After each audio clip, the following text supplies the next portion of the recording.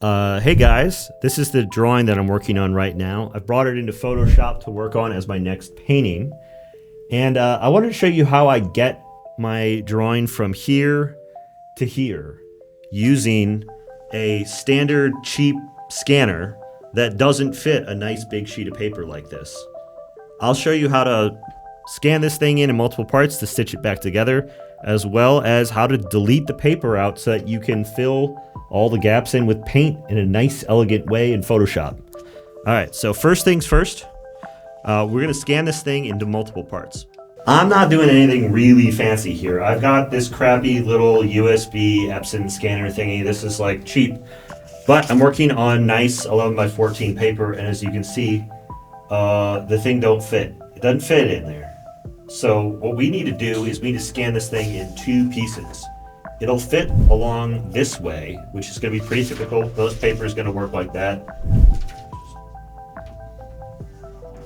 Get it so that the thing's fitting in there. And we're going to scan it this way, and then we're going to flip it, and we're going to scan it this way. It's easiest if we just rotate it 180 degrees, and we're just going to scan it both ways. Get it this way, and scan it this way. Easy peasy. So we're going to have it broken into two pieces. Then I'm going to switch over to the screen shot. I'll show you what that looks like. I got my two scans here. Let me bring them up side by side. We got the top and the bottom that rotate 180 degrees from each other. Number one, my scanner brings everything in as a bitmap, which is not in the right color mode.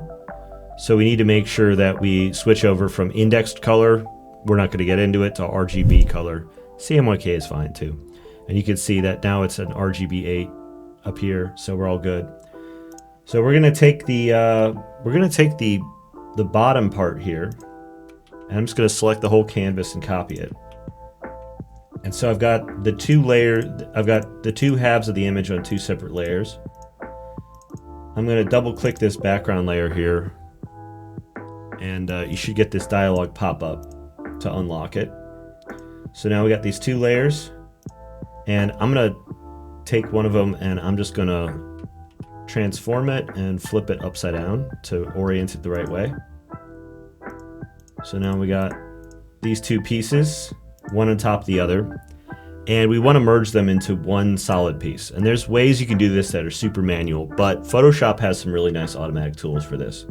So what we're going to do is we're going to select both the layers at the same time, and then we're going to go up to the edit panel, and there's a drop down here that says auto align layers. And what we get is this dialog box here with a bunch of different options for how we want to align them together. And I'm just going to say auto. The first one is actually really good. And so we're going to make this just like the whole screen here real quick. There we go. So now we've got the whole thing, and it's two layers, one laid on top of the other in a way that you can see they're actually oriented perfectly from each other. You can also see little bits of dust that are inside my scanner that I can't get rid of. And the problem is that we have this seam between the two of them. And there's, again, a lot of very manual ways to do this, but Photoshop has an automatic way of doing it. And that's if you have both layers selected, under Edit, you go down to the Auto Blend Layers, and we get this dialog box here. And we're going to say Panorama, that first one. That works out really good.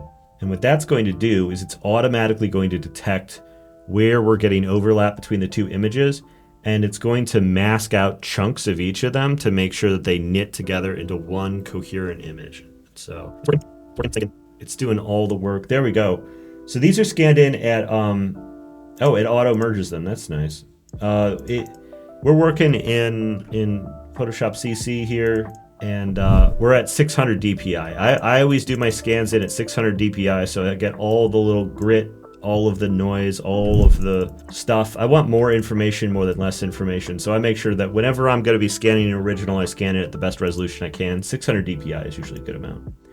So then all I need to do from this point is I'm using the crop tool to reorient it, and then I'm just dragging the corners of the frame over to where the edges of the paper are. It's not super precise. It doesn't really need to be, not with this pencil sketch, because it doesn't really go to the edges. And there we go. Now we have a good clean scan. And this is where I would typically save this out and try to save it in uncompressed format, PSD, PNG, TIFF file, one of those, and stick it in on a cloud drive in the archive so that I've got a good scan of this thing off-site. If my house burns down, I lose all my originals, I lose all my files on my computer, I still have a record of my art somewhere off-site. So, okay, we're off to a pretty good space here, but the problem is that I'm gonna wanna delete out the white of the page and just leave the pencil marks behind so that I can integrate it into my painting more. And so I've got some tricks for that too. First things first, you know, we need to realize that the white of the page is not really white. We've got this the texture of the paper here. It's pretty gray. So we're going to bump that up a little bit. And to make sure that we get it right, I'm going to make a level adjustment layer, and I'm going to turn the contrast way up so we can see all the texture here. This is meant to be ugly. This is just our way of being able to assess how good is our adjustment going in cleaning this up. And we're not going to need to do a super thorough job, but it's nice to get rid of any of this floating grit. So we're going to go and pull up the level adjustment here. You can do levels, you can do curves, and we're going to bring up the lights on it until you can see in our adjusted, let's keep our adjusted version up so that we can see it really clearly. When we adjust the levels on this, we're going to pull this light handle up. All that grit's going to disappear, and we can see it very, very clearly at this with this adjustment layer on, because it's giving us that extra contrast. And we might even want to bring up the bottom end a little bit, just so it looks a little bit more like the original. And because we have a good clean version of this saved, it's okay if we overdo it a little bit here. So then I'm going to want to try to get rid of any little speckles, and I'm going to get rid of my signature, and I'm going to get rid of any like bits of remaining grit around. If I want to make sure I get rid of something really pronounced, like a nice dark mark, bit of dust, I can go and I'm just using the paintbrush tool with white at 100% and just painting over it. And so the really dark marks are easy to bust up like this. Do we have some dust here? We've got some dust. And they're really visible with this adjustment layer on. The other thing that we're going to do is we're going to go to the dodge tool, and we're going to set its range to highlights. What this does is it makes light pixels lighter. So anything that's a very light gray, it is going to push up towards white, and it's not going to affect darker colors quite so much. So this is really good at getting this bit of light paper texture out of here without really, we just dab it a little bit, and it'll bust up that paper texture and some of the dust motes without affecting the drawing too much. So we get more clear view of the information of the drawing itself without worrying about the white of the page. Once you feel satisfied with that process, my drawings are usually pretty messy. So that's why I go through this little bit of cleanup. And then we're going to want to delete the white out from the drawing. We want to just fully delete it out. And I have a little action here that you can download on my website, huckleberry.art. Huckleberry.art has a free download section that's full of a bunch of digital tools, and one of them is this delete the white action. So when you import the action, you just go here and press play,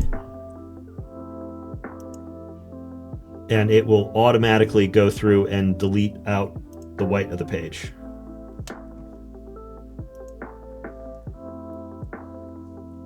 And it'll fill in the lines to make it look really nice. So now we have this good, clean, just pick a gray color here, fill it, and you can see we've got this nice, clean sketch that we can mat against a gray background to start to build painting up on top of it, or even paint underneath it. You can see that if we wanted to start adding some color, we can actually color underneath the line layer here, thanks to that delete the white action. And then we can go crazy with this thing and build it out into a whole painting. So that's my process. Getting up to this point is really great. Once you've got the drawing at this point, you can really use this pencil drawing as an element in your paintings. It's just that it's got a lot of little technical ins and outs. So if you're not super experienced with Photoshop, I sure hope this helped you.